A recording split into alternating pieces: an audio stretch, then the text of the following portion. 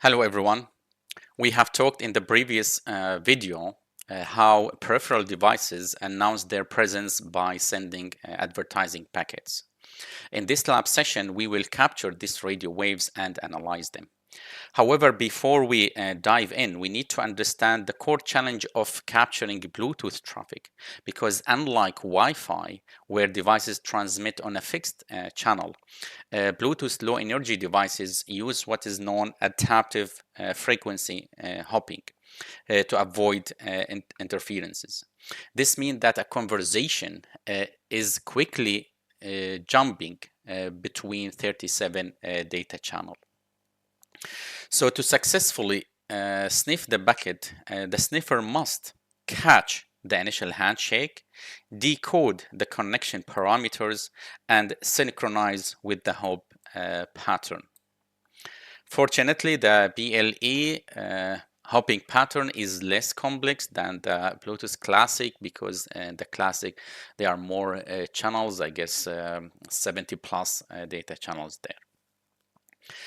So when a central device wanted to establish a connection and send the connection request packet, this packet already contains information that the sniffer needs, such as the access address, the connection interval, and the hop increment and the CRC. So a tool such as the Ubertooth one is designed to monitor this advertising channel and capture the connection request. However, one important requirement is needed here, that the sniffer must be active before the connection is established. So if you want to capture the connection between two devices, first you need to start the sniffer, then initiate a connection from the central to the peripheral. As I said, for this lab, the tool we will use is Ubertooth 1. However, I should say it's a little bit old. Ubertooth 1, nowadays, they are more, maybe better tools to sniff on the Bluetooth traffic. But this is what I have here. So this is how it's look like. You see here it's a regular our standard USB, and here is the antenna, and all you need is to plug it in your machine. So this is the Ubertooth, and it's low cost, open source as well, so very standard and efficient tool you use. It captures the raw packet from the air. So what I need to do, I will plug it on my machine here. Let's plug it here, and let's make sure that super user do the message, and let's take the tail. So you see here I already, or the device recognize it, Ubertooth 1 with all the other information here. So now we know that our device is recognize it. What you need to do is you need to install the Ubertooth. Kali Linux support that, so all you need to do is again just run this command. In my case, I already have it, so nothing to install here. And after the installing finish, there are two tools: the Ubertooth Util, which is a utility for the Ubertooth one, provide functions such as flashing the firmware and some other stuff. And then you have the Ubertooth BTLE, which is this used for capturing the bucket. So just if you want to make sure that everything work correctly after you install it, we can check the help message here, where you can see all the command available for this tool.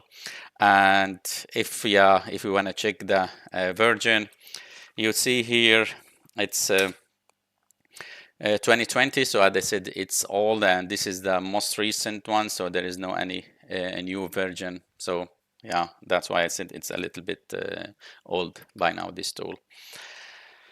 Here, if you need to update the firmware, like if for whatever reason you have a Ubertooth which has older than 2020, here are the steps if you want to update. I will not go through it, but I provided just for a complete instruction.